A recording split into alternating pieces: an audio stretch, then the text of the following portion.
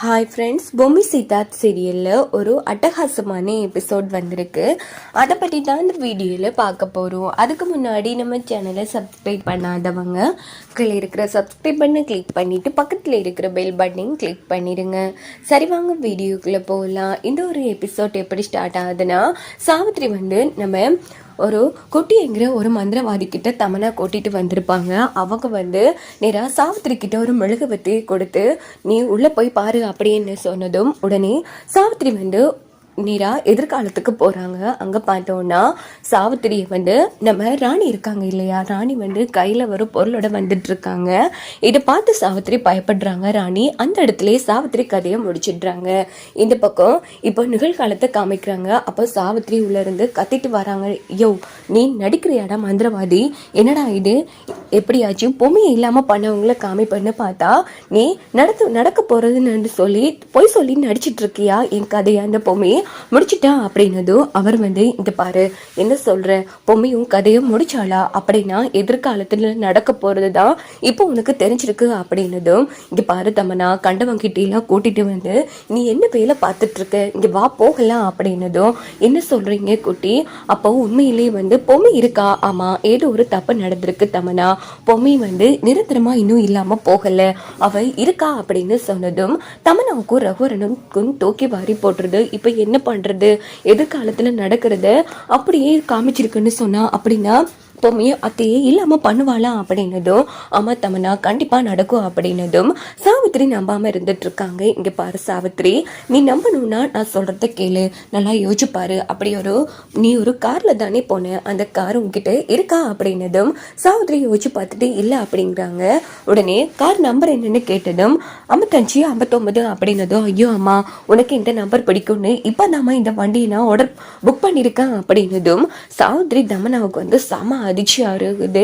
என்ன சொல்றீங்க, இப்ப வச்சு நம்புறியா சாவித்திரி அப்படின்னதோ, ஐயோ என்னால நம்ப முடியல அப்படின்னது. சரி, நீ ஒரு கட்டடத்துக்கிட்ட போனல, அங்க வச்சுதானே பொம்மை ஒண்ணு இல்லாம பண்ணா, சரி அந்த கட்டடத்தை ஞாபகப்படுத்தி பாரு அப்படின்னதும் மாங் கன்ஸ்ட்ரக்ஷன் இருக்கு அப்படிங்கிறாங்க சாவித்திரி. உடனே தமனா அதை கூகுள்ல சர்ச் பண்ணி பாக்குறாங்க. ஐயோ அத்தை, நீங்க சொன்ன பேர்ல இருக்கு அப்படின்னதும், இங்க பாருங்க அப்படின்னா கண்டிப்பா எதிர்காலத்துல பொம்மை சாவித்திரியை இல்லாம பண்ணுவான் அப்படின்னதும், உடனே தமனா இல்ல எப்படியாச்சும் பொம்மை இல்லாம போனதுன்னு தான் நாங்க நினைச்சிட்டு இருக்கோம், இப்படி எதிர்காலத்துல அத்தை இல்லாம பண்ண வந்திருக்கான்னா அதுக்குரிய ரகசியம் எனக்கு தெரிஞ்சே ஆகணும், ஏதாச்சும் பண்ணுங்க அப்படின்னதும், அதுக்காகத்தான் எப்படியாச்சும் பொம்மையை நீ இல்லாம பண்ணணும்னா உன் உடம்புல ஒரு கெட்ட ஆன்மாவை இறக்கணும்னு சொன்னேன், அதனால ஜான்சிகா என்கிற ஒரு கெட்ட ஆன்மா இருக்கு, அத உன் உடம்புல இருக்குன்னா எல்லாமே சரி ஆயிடும் அப்படின்னது. சரி இப்போவே நான் அதுக்கு தயாராகிறேன் அப்படின்னது. தமனா பைத்தியம் பிடிச்சிருக்கா, இதுக்கெல்லாம் என்னால ஒப்புக்கொள்ள முடியாது அப்படின்னு சாவித்திரி சத்தம் போட்டுட்டு இருக்காங்க. இதை விட்ட வர வழி இல்லத்தா அப்படின்னுட்டு தமனா உட்காடுறாங்க. இங்க பார்த்தோம்னா அந்த குட்டிங்கிற மந்திரவாதி மந்திரம் சொல்லிட்டு இருக்காங்க. அப்போ நம்ம தமனா உடம்புல அந்த ஆத்மா இறக்கிடுறாங்க. உடனே தமனா கிட்ட அந்த ஜான்சிகா என்கிற அந்த ஆவிக்கிட்ட, இங்க பாரு எப்படியாச்சும் பொம்மையோட ரகசியத்தை கண்டுபிடி அப்படின்னதும் மாயமா மறைச்சு போயிடுதோ, ஐயோ தமனாவோ காணும் அப்படின்னு சாவித்திரிக்கையும் கத்திட்டு இருக்காங்க. இங்க பாருங்க, தமனா உடம்புல ஜான்சிங்கிற ஒரு கெட்ட ஆன்மாவை இறக்கிருக்கு, அது மட்டும் கிடையாது, அது நிரந்தரமா தங்க பார்க்கும், ஆனா தமனா கிட்ட ஒரு வேலை சொல்லிருக்க, அதை சிறப்பா பண்ணி முடிச்சானா தமனா உடம்பை விட்டு அது வெளியில வந்துடும், போங்க அவ பின்னாடி போங்க, பொம்மையோட ரகசியம் தெரியும் அப்படின்னதும் சாவித்திரி ரகுவரம் மனோ 3 பேருமே கிளம்புறாங்க. இங்க பார்த்தோம்னா ராணியை தான் காமிக்கிறாங்க. ராணி புத்தகத்துல படிச்சிருப்பாங்க. அதுல இப்படி தியானத்துல இருந்து உச்சக்கர மீசையில ஒரு பூவை வச்சு மனசார பாப்பா கூட பேசணும்னு வேண்டிக்கிட்டா பூ அந்தரத்துல நிக்கும், அப்படின்னா பாப்பா பேச போகுதுன்னு அர்த்தம்.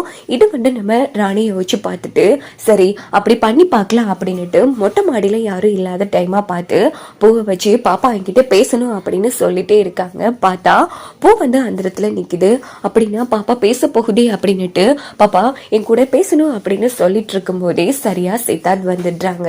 பூ கீழே விழுந்துருது. ஐயோ அதுக்குள்ள இந்த தாடிக்காரன் வந்துட்டானே அப்படின்னுட்டு ராணி டென்ஷன் ஆகுறாங்க. ஏய் இங்க என்ன பண்ணிட்டு இருக்க, நிலாவை ரசிச்சிட்டு இருக்கா, ஆமா இங்க பூ வெள்ளை சேலையெல்லாம் விரிச்சு ஏதோ பண்ணிட்டு இருந்த, உண்மையை சொல்லு என்ன பண்ற அப்படின்னு சித்தார்த் கேட்டதும், இங்க பாரியா நான் சொல்லுவேன், நீ கிண்டல் பண்ணக்கூடாது சரியா, ஒன்னு தெரியுமா, இப்படி பூ வச்சு நம்ம பாப்பா கூட பேசணும்னு மனசார வேண்டிக்கிட்டா.